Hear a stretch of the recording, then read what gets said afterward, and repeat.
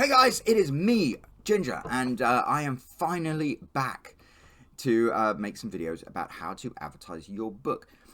I kind of got a bit waylaid. I'd originally started off with the idea of showing you how to put together an advertising campaign based around advertising my book, High Point, which was originally one of my romance novels, a pretty successful one. And so many people said would appeal to a male audience that I wanted to rebrand it as a thriller and have it exist in parallel to the romance version. And I started off making a video about how to generate keywords, you could advertise on Amazon and things like that. And then I kind of stopped and I lost the plot a bit because I was like, stop. I'm thinking like the guy who has written more than a dozen books, sold 65,000 copies of them, reached 320,000 people through Kindle Unlimited. I'm using like advanced tactics, and what I need to do is rethink things to the position I've now found myself in, which is I am a writer under my own name, and therefore I have very few resources, no fan base, anything like that to start from. So if I wanted to reach an audience advertising this particular book, in all honesty, Amazon probably wouldn't be where I'd start because it has such a steep learning curve. I've got to think differently. And so I have a pretty good idea of where you can start advertising your book.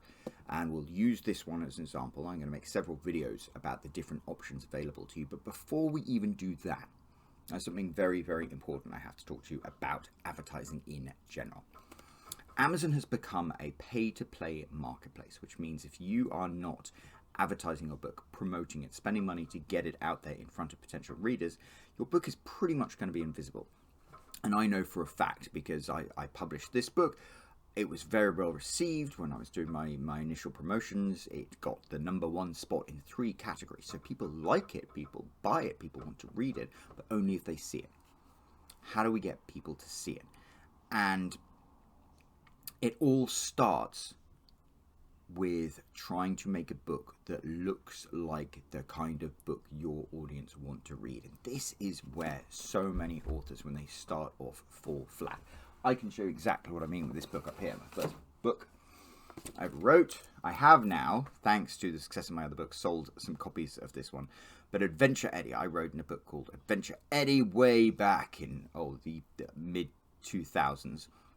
And I designed a cover that I wanted to have on the book. So I've got the French flag set in Paris, and I've got the map of Paris here. It says Roller Tomb, Adventure Ready. Got a gun, because it's got guns in it. The Eiffel Tower, because have you noticed that we're in Paris yet?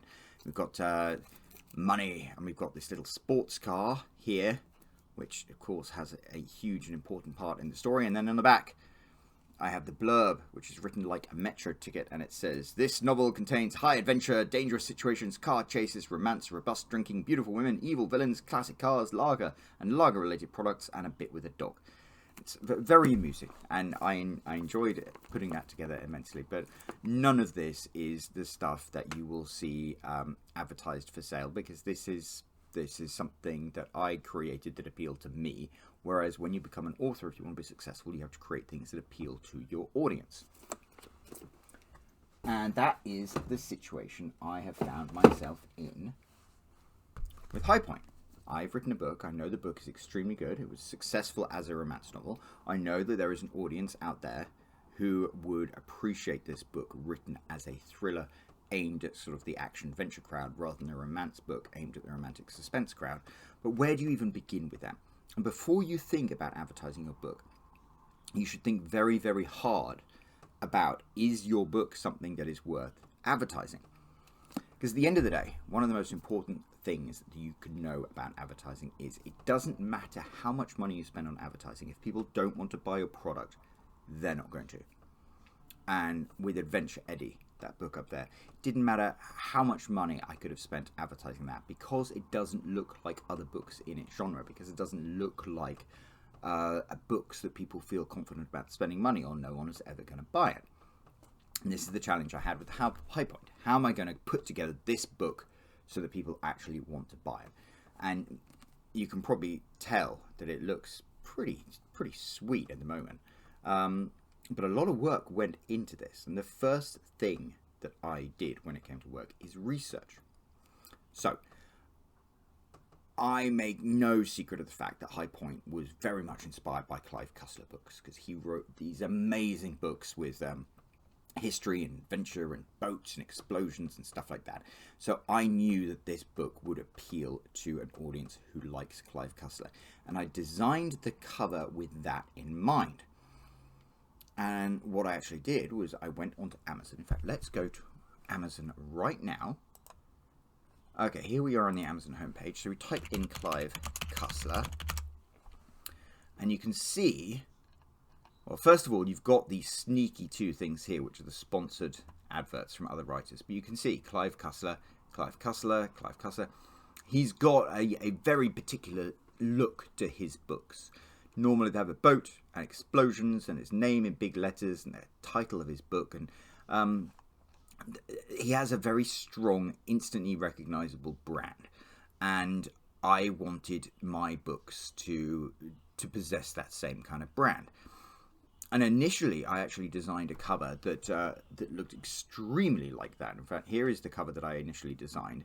And I remember my friend Mara, who works at Barnes & Noble, or who worked at Barnes & Noble, was like, "Oh, it's a Clive Cussler book." And I was like, that's what I want.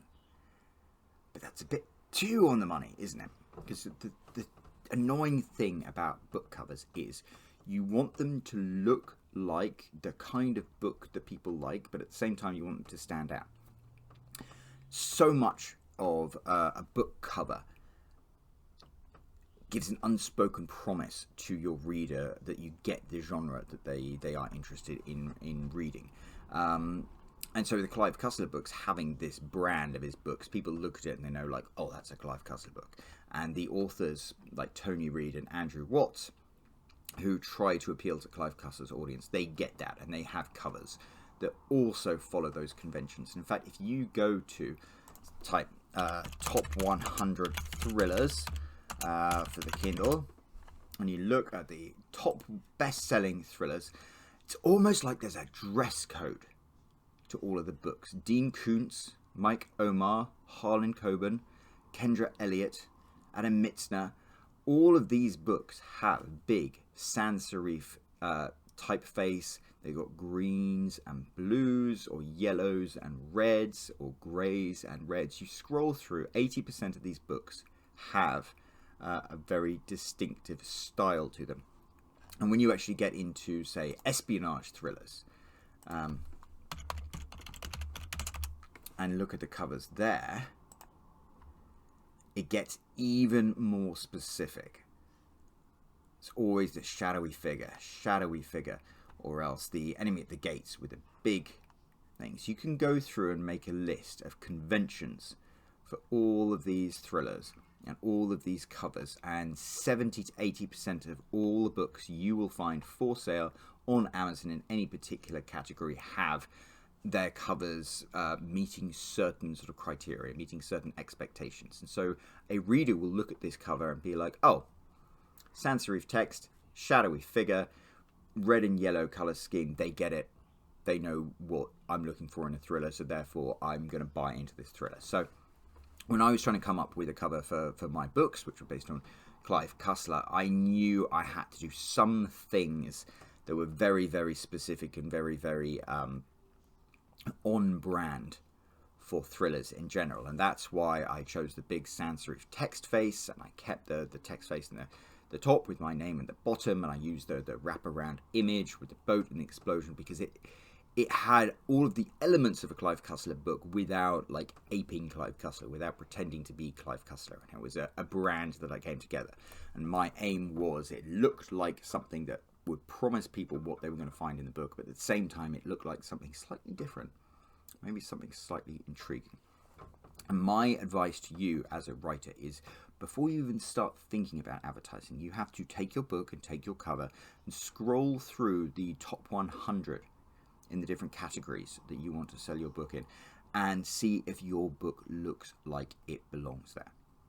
It's very, very, very important to do this, because if your book doesn't look like it belongs with all the other books, then you will find it very difficult to break into that particular genre. But at the same time, of course, you want your book to look a little bit different so it'll stand out. It's it's ridiculous. It's something that as a British person I've been training for my entire life. That thing of blending in yet standing out, and that's exactly what you want to go for with your book. I think with High Point I did a pretty good job of it. But before you even think about advertising, be very, very brutally honest with yourself when you compare your cover to the other types of book in your category, and see whether it works, see whether it suits, see whether it looks the same. And if you don't, and you'll probably know it in your gut, you should rework your cover before you think about advertising, because otherwise you're just going to throw money at advertising and you're not going to get the results you want. Years ago when I was selling radio spots, double glazing salesman said to me, it doesn't matter how much money you spend on advertising. If nobody wants to buy it, nobody's going to buy it. Think about that. Right, I'm going to wrap this video up. Yeah, definitely do your research. See how your book looks compared to the others and take it from there.